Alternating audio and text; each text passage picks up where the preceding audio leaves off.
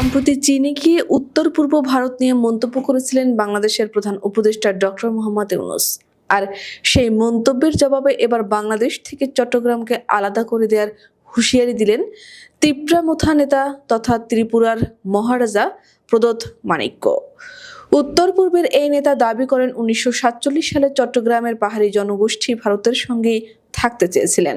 তখন চট্টগ্রাম বন্দর হাতছাড়া করা ভারতের জন্য ঠিক হয়নি বলে মন্তব্য করেন প্রদোত।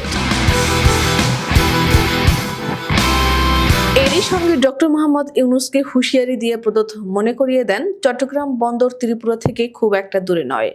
এই আবহে বাংলাদেশের মধ্যে দিয়েই ভারতকে রাস্তা করে নেয়ার পরামর্শ দেন প্রদোত।